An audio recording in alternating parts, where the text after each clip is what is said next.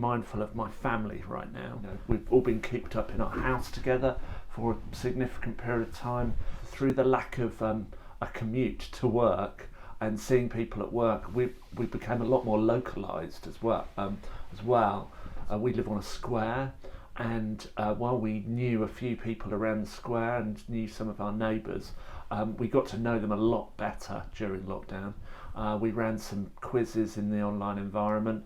We did some joint artwork together, and you know, the outcome of which is that we're having a square fete on July the 4th. From a professional point of view, I'm quite comfortable in the online environment, and have done a fair amount of work with Zoom, and we just rescheduled everything and put it in a Zoom environment, and we adapted very quickly to those changes. The other inspiration that I guess that I think that this provided was the an awareness of the challenges that people with learning disabilities were facing, and that of their families, and that of our student nurses and the qualified nurses that are out there who were providing that expert support. Relationships for me about lockdown was that, you know, it gave some opportunity for time to create new connections,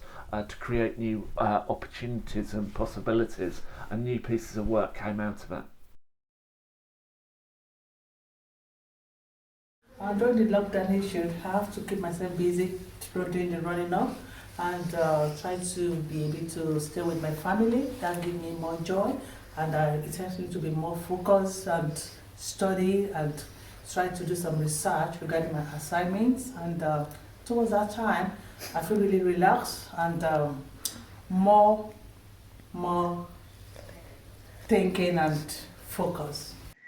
How have I managed and coped during lockdown? So I'm really fortunate as I live at home with my husband. He's been looking after me really well when I've been working at home. He's been bringing me coffee, my lunch and snacks. My son, unfortunately for me, but fortunately for him, lives in Australia, which is a long way away. So I've been speaking to him via Messenger every couple of days. My daughter lives locally, and I have spoken to her regularly and seen her, but from the end of the drive, I think it has been really important to keep in contact with people. And my family all live in the north of England, so I've sent people cards, I've sent people letters, and I've also sent some food hampers to some of the older members of the family who've been isolated, because it's really nice to get something special. There's a care home down the end of my road. And I thought to myself how sad it was that people weren't having visitors. I organised all the neighbours and asked them to donate gifts, cards, messages. Children drew pictures. We had little plants from people's gardens, and that was to raise people's spirits. Because I think through all this, the most important thing that I think I've learned is it's really nice to be kind and to do things for other people. So, relationships and friendships in lockdown, reflecting on the past year, 15 months. On a personal level, trying to keep in contact with people, it's been really important for us all, because it's reduced that feeling of loneliness. From a professional point of view, it was, at the beginning of the pandemic, I was full-time working for myself on the front line, working with individuals. I'd never really used Zoom, so having to sort of shut down from visits and work for a couple of weeks just to get to grips with everything. But now, you know, it's very much a case of I do a lot of Zooms. As lockdown is being released, we're starting to do some visits, still doing social distancing. There was a lot of services that felt that they couldn't do those sorts of things. Now, doing online sessions with people, doing webinars for groups of people, it's second nature. Part of the way through the pandemic, I became a part-time senior lecturer at Kingston University. At a time when there was very little in the way of face-to-face teaching, we couldn't really meet our colleagues. When I reflect over this past year, it's made me think of those things that are most precious and the things that we shouldn't take for granted, but also how we need to be more than ever thinking outside the box and considering what we can and can't do, ensuring that we don't give up. We keep on going.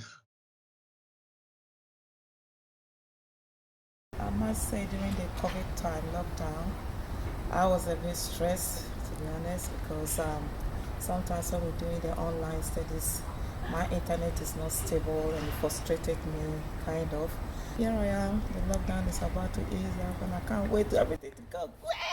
In some ways, it's made me make more effort to stay in contact with people, particularly with various friends and family members who were all over the country. I think, like many others, I've spent a lot of time kind of stuck in the house. I think what might have been different for me is I did change jobs and essentially careers kind of halfway through the pandemic. So I spent most of last year kind of really working in a frontline role. So I was still going into work, visiting people with learning disabilities in their homes and in services. And then really moving into education, I've now spent 90% of my time sat in my spare room talking to myself on the screen. You know, that's been a very positive move, but it's also been quite challenging to kind of settle into a new role and into a new team when I can probably count on the finger of one hand the amount of times that I've actually seen my colleagues in the 8 months now that I've been at the university. Because when you move into a new job, there's things that you don't know, there's things that you need to ask people, and often those conversations would happen in the corridor or happen over a cup of coffee. Our first year students have started on their nurse education journey when they're not getting that time really to be together, to learn from each other as much as they generally would have done. I did support myself during the lockdown. Well, I play a lot of video games, a long workout in Battersea Park, and try to get in touch as long as possible with my family, which they live in another country. There is no really tips there that I can give. I just enjoy the few times that you are free and study as best as possible. It's been really difficult staying in contact with some of my friends during the pandemic because I haven't been able to see them face to face, and I miss the physical contact with them. By that, I mean being able to hug. So what could have been done better so you could have stayed connected with your friends and family? Maybe risk assessments put in place a bit sooner, because I found when certain things opened up, I struggled with not being able to attend those things. With the family, I stay in contact with them anyway via text and phone, so that's not a big issue, although I did find it difficult choosing between mum or dad to come and visit me. Is with my partner. We've just grown as a couple together, and although it's been tough, we learned how to communicate better and how to deal with the goods and the bads of our relationship. And even though I've been at home since last year March, I've still managed to take part in filming. Has been very exciting and good because it's been taking part in projects for Kingston University and other places as well. Still managed to keep my professional with healthcare professionals whilst being at home. Being at home has been tough, but I've adapted. My relationship with my sister has never been stronger.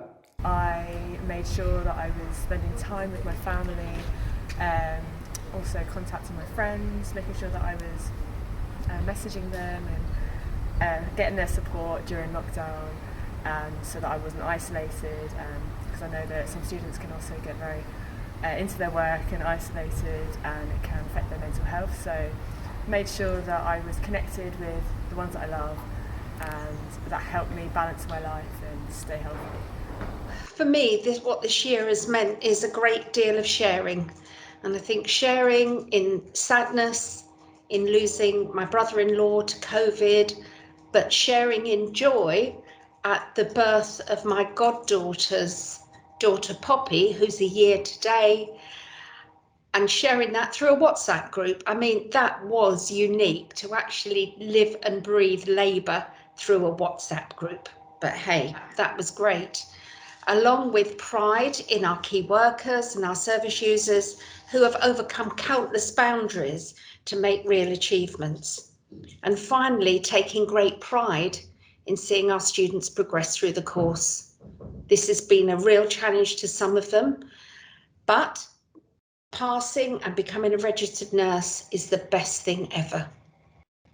And even more importantly, being a learning disabilities nurse. I think it's going to be a bright future.